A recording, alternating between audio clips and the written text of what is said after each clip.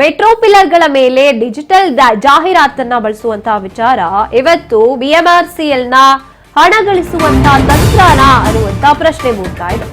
Metro ಪಿಲ್ಲರ್ಗಳ ಮೇಲೆ digital ಜಾಹೀರಾತುಗಳು ಇದು ಬಿಎಂಆರ್ಸಿಎಲ್ ನ ಹಣ ಗಳಿಸುವಂತಹ ಹೊಸ ತಂತ್ರವಾ? ಡಿಜಿಟಲ್ ಜಾಹೀರಾತಿನಿಂದ ನಮ್ಮ ಮೆಟ್ರೋ ಅಂದಕ್ಕೆ ಗೊತ್ತಾಗ್ತಿದ್ಯಾ? ಡಿಜಿಟಲ್ ಜಾಹೀರಾತಿನ ಬಗ್ಗೆ ಹರಿದಾಡ್ತಾ ಇರುವಂತಹ ಸುದ್ದಿ ಇದು ಎಷ್ಟು ಸತ್ಯ ಎಷ್ಟು ಸುಳ್ಳು? ಬಿಎಂಆರ್ಸಿಎಲ್ ಜಾಹೀರಾತುಗಳ ಬಗ್ಗೆ ತಿರುಚುವಂತಹ ಪ್ರಯತ್ನ ನಡೀತಿದ್ಯಾ? ಮೆಟ್ರೋ ಪಿಲ್ಲರ್ಗಳ ಮೇಲೆ ಡಿಜಿಟಲ್ ಜಾಹೀರಾತುಗಳನ್ನ ಅಳವಡಿಸ್ತಾ ಇರುವಂತದ್ದು, ಅದಕ್ಕೆ ಬಿಎಂಆರ್ಸಿಎಲ್ ಅವಕಾಶವನ್ನ ಕಲ್ಪಿಸಿಕೊಟ್ಟಿರುವಂತದ್ದು ಇದು ಹಣ ಗಳಿಸುವಂತಹ ಹೊಸ ತಂತ್ರವಾ? ಡಿಜಿಟಲ್ ಜಾಹೀರಾತಿನಿಂದ ನಮ್ಮ ಮೆಟ್ರೋ ಅಂದಕ್ಕೆ ಗೊತ್ತಾಗ್ತಿದ್ಯಾ?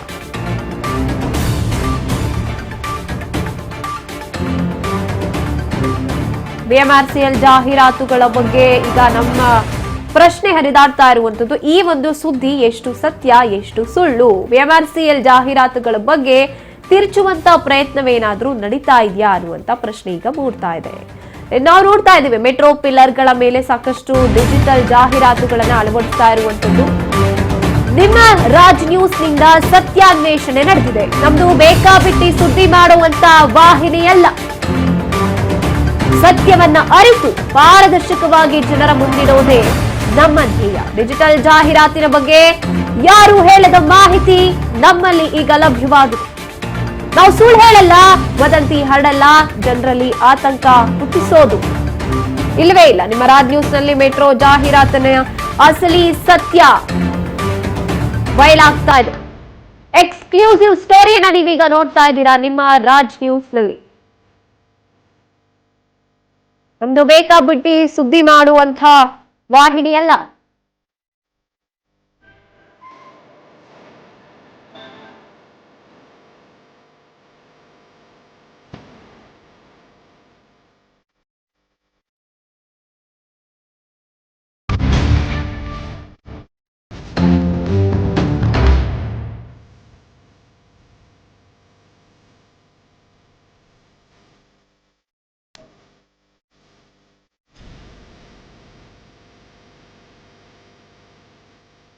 ಎಲ್ಇಡಿಯಿಂದ ಸವಾರರ ಗಮನ ಭಂಗವಾಗ್ತಾ ಇದೆ, ಅಪಘಾತದ ಭೀತಿ ಅಂತ ವದಂತಿ ಕೇಳಿ ಬರ್ತಾ ಇದೆ. ಇರೋ ವಿಷಯವನ್ನ ತಿರುಚಿ ಊಹಾಪೋಹಗಳ ಮೂಲಕ ಆತಂಕವನ್ನ ಸೃಷ್ಟಿ ಮಾಡಲಾಗ್ತಾ ಇದೆ. ಅಷ್ಟಕ್ಕೂ ಜಾಹೀರಾತಿನ ಬಗ್ಗೆ ಬಿಎಂಆರ್ಸಿಎಲ್ ಏನ್ ಹೇಳುತ್ತೆ? ಈ ಕುರಿತು ರಾಜ್ ನ್ಯೂಸ್ ಕನ್ನಡ ತಂಡಕ್ಕೆ ಬಿಎಂಆರ್ಸಿಎಲ್ ಸ್ಪಷ್ಟನೆಯನ್ನ ನೀಡಿದೆ.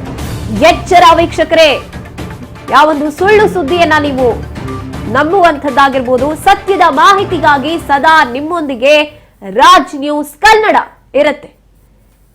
ಇರುವಂತ ವಿಷಯವನ್ನ ತಿರುಚಿ ಊಹಾಪೋಹಗಳ ಮೂಲಕ ಆತಂಕವನ್ನ ಸೃಷ್ಟಿ ಮಾಡುವಂತ ಜಾಹೀರಾತುಗಳ ಬಗ್ಗೆ ಬಿಎಂಆರ್ಸಿಎಲ್ ಹೇಳಿದ್ದಾದ್ರೂ ಏನು?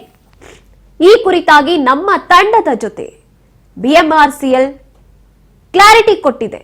ಎಚ್ಚರ, ಸತ್ಯದ ಮಾಹಿತಿಗಾಗಿ ಸದಾ ನಿಮ್ಮೊಂದಿಗೆ ರಾಜ್ ನ್ಯೂಸ್ ಕನ್ನಡ ಇರುತ್ತೆ.